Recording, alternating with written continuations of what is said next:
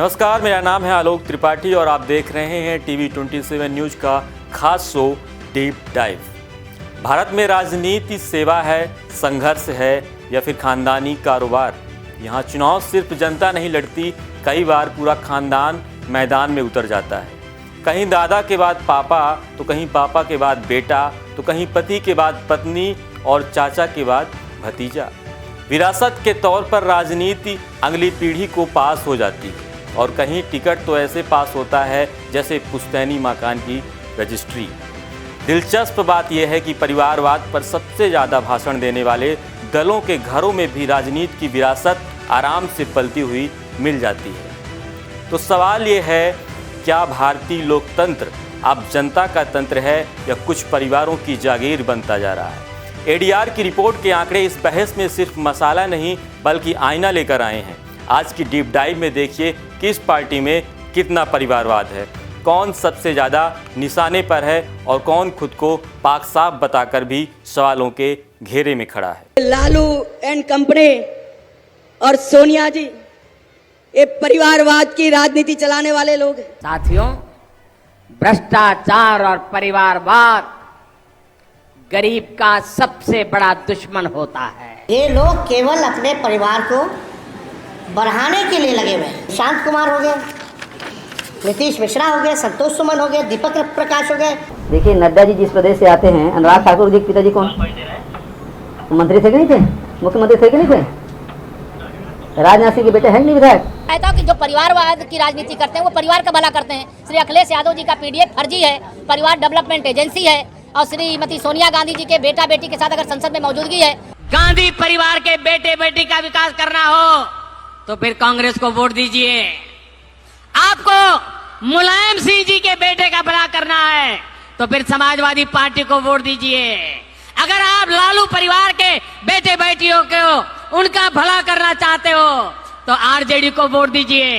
हिंदुस्तान की सियासत के मुद्दे रहे हैं रोटी, कपड़ा और मकान, हिंदुस्तान, पाकिस्तान और सियासी खानदान। एडीआर यानी एसोसिएशन फॉर डेमोक्रेटिक रिफॉर्म संस्था ने मौजूदा बीते साल भर रिसर्च की और सितंबर 25 में रिपोर्ट जारी की जो चौंकाने वाले तथ्य देती है। इस रिपोर्ट में पता लगता है कि देश के 5203 सांसदों, विधायकों और विधान परिषद सदस्यों में से 1106 यानी करीब 21% राजनीतिक परिवारों से आते हैं। आंकड़ों को और करीब से देखेंगे और सियासी दलों में सियासी रिश्तेदारी खंगालेंगे तो बोल पड़ेंगे पूरे कुएं में भांग घुली है। केवल लोकसभा की बात करें तो 543 में से 169 सांसद यानी करीब 31% सांसद राजनीतिक परिवारों से जुड़े हैं, यानी उनके टिकट मिलने और चुनाव जीतने की वजह उनके राजनीतिक परिवार का रसूख है। आंकड़े अभी खत्म नहीं हुए, रिपोर्ट की आगे की फाइंडिंग्स भी आपको बताते हैं, इसलिए वीडियो को पूरा देखिएगा। कुल जनप्रतिनिधि 5203, राजनीतिक परिवारों से 1106 यानी 21%, लोकसभा में 543 में से 169 यानी 31%। राज्यों की बात करें तो सबसे ज़्यादा राजनीतिक परिवारों से आने वाले विधायक गोवा में हैं। यहाँ 40 में से 13 विधायक यानी करीब 32% राजनीतिक परिवारों से जुड़े हैं। इसके बाद बिहार का नंबर आता है। बिहार में 243 में से 66 विधायक यानी 27% और कर्नाटक में 224 में से 64 विधायक यानी 29% राजनीतिक परिवारों से आते हैं। राष्ट्रीय दलों में भी परिवारवाद मौजूद है। राष्ट्रीय दलों की बात करें तो कांग्रेस में 32%, भाजपा में 17%, आम आदमी पार्टी में 11%, वहीं सीपीआईएम में 8% ये आंकड़ा है। एडीआर के मुताबिक राष्ट्रीय पार्टियों में औसतन 20%, राज्य स्तरीय पार्टियों में 22%,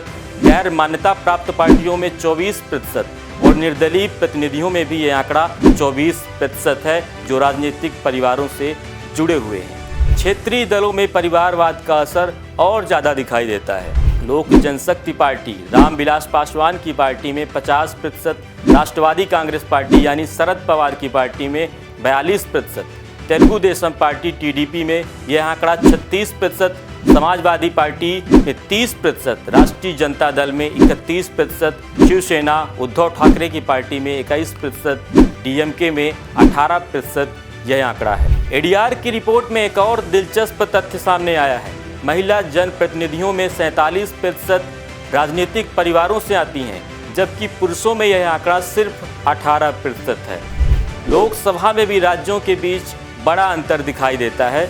उत्तर प्रदेश की बात करें तो 42%, महाराष्ट्र में 69%, बिहार में 57%, मध्य प्रदेश में 53%, गुजरात में 26%, तमिलनाडु की बात करें तो वहाँ 64% यह आंकड़ा है। वहीं राज्यसभा में यही आंकड़े क्रमशः लगभग उत्तर प्रदेश की बात करें तो 21%, महाराष्ट्र की बात करें तो 28%, बिहार की बात करें तो 22%, मध्य प्रदेश की बात करें तो 16%, गुजरात में 11%, तमिलनाडु की बात करें तो वहाँ 21% यह आंकड़ा होता है। अब बात कर लेते हैं प्रमुख राजनीतिक परिवारों की। कांग्रेस में गांधी परिवार सबसे अहम है, लेकिन दूसरे भी पीछे नहीं हैं। मसलन दिग्विजय सिंह के पिता भी राजनेता रहे हैं और अब उनका बेटा जयवर्धन सिंह राजनीति में है। उनके भतीजे प्रियव्रत सिंह भी नेतागिरी में नाम चमका रहे हैं। वैसे तो उनके भाई लक्ष्मण सिंह भी परिवार की वजह से नेता हैं और उनके बेटे भी लोकल पॉलिटिक्स में एक्टिव हैं। दिवंगत पूर्व उप मुख्यमंत्री सुभाष यादव और उनके दोनों बेटे यानी अरुण यादव केंद्रीय मंत्री रह चुके हैं।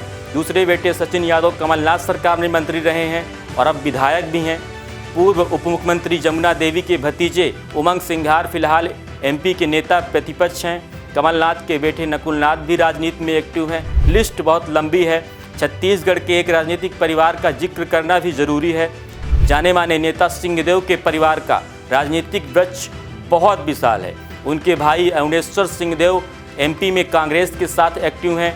उनकी बहन हिमाचल प्रदेश की पॉलिटिक्स का बहुत बड़ा चेहरा है। यूपी में समाजवादी पार्टी में मुलायम अखिलेश यादव परिवार, आरजेडी में लालू तेजस्वी परिवार, डीएमके में करुणानिधि स्टालिन परिवार, एनसीपी में शरद पवार परिवार, शिवसेना में ठाकरे परिवार, टीडीपी में एनटीआर नायडू परिवार और भाजपा की बात करें तो भाजपा में अनुराग ठाकुर, पंकजा मुंडे, दुष्यंत सिंह, ज्योतिरादित्य सिंधिया, राजनाथ सिंह के बेटे नीरज सिंह जैसे कई नेता राजनीतिक परिवारों से आते हैं। एडीआर के आंकड़े ये बताते हैं कि परिवारवाद केवल किसी एक दल तक सीमित नहीं है।